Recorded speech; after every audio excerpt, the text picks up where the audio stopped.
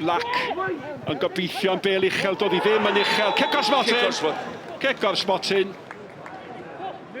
Ac gan y dyfarnwr ddim amheuaeth. Elliot Evans, cyfrau'r ermet ar y blaen! Arbediad campus o arbediad campus, achos fe nath Elliot Evans daro honna yn lan. Falle doedd ddim digon pell, ond o rhaid i'r golwr fod yn sydyn iawn. Ac i lawr yn sydyn i fachgen mor fawr, de.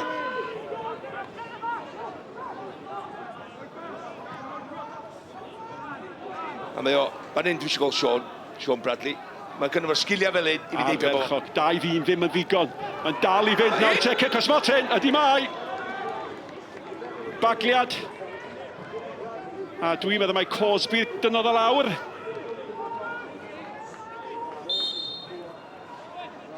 Bradley! Oedd honna yn ddigon pell oddi wrth y golwr. Dyna'r gwahaniaeth. Ath y golwr lawr. Ath o'r cyfeiriad cywir. Ond yn wahanol i'r golwr yn y pen arall o'r cae. Oedd honna rhy gywir. A mae'r ymwelwyr ar y blaen.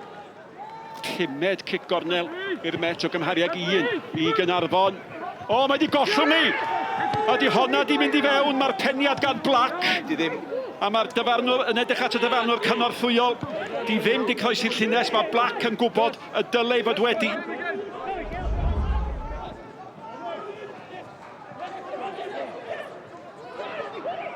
Mae bel gan Bradley, mae'n i gadael. Ac yn y diwedd oedd yr ergyd gan Mendes. Ia, sydd y draws y gol. Ia, lle iawn i fynd. Mae'n methu ffeindio'r gornel. Mae'r ôl beniad yn ddigon ac mae'r bas dros yr amddiffyn i lwybr Thomas.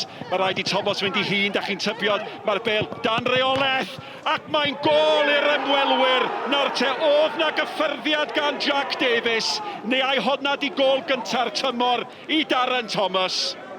Mae'n torri fewn, mae'n positif, mae'n mewn i'r cwrs Cosby, mae'n mynd un ffordd ar ei droi chwith. Ia, mae'n cael gwiriad i gyro'r golwr. Yli, mae'n trwy greidio fan hyn, i dorri nôl, neb sy'n daclo, mewn y cwrs Cosby, ar ei droi chwith. Diolch yn fawr, dwi'n gol i ddim.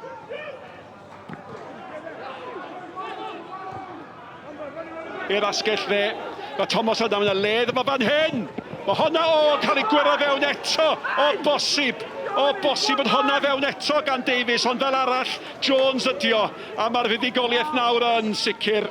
Ie, nath o'n penio i fewn yno. Nath o'n rhaid fewn efo i bol, dwi'n meddwl. Ac ydyn ni'n gweld y gymeriad sydd o fewn y tîm yma ar hyn o bryd. I ddod i lawr yma hefo 15 chwaraewr, ond i ddod allan ac ennill o 2 gol i ddim. Ie, y beth bwysig, dyn ni ddildio lot o goliau. Ac y beth ni eisiau gael clean sheet tro yma. Ond dyn ni sgorio 3, so gobeithio yma hwnna'n gwneud pethau mwy dyn i ni wan yn y gols. Sut o ti'n mwynhau'r tymor hyd yn hyn? Achos ti wedi dod â chydig o wynebau newydd i fewn dros yr ha. Mae ei weld fel sa'ch chi'n cael dipyn o lwyddiant efo bob dim. Ynda, dyn ni'n hapus. Dyn ni methu lot o'r cofiami. Nis i gael ei punisio mwy na neb hebddyn nhw. Ond ti'n dweud, mae'n wych pan maen nhw gyd yma. Ond os ni'n ennill, dyn ni'n gwybod maen nhw hefo ni. Bydd nhw gyd yn sgrechian ar y teledu.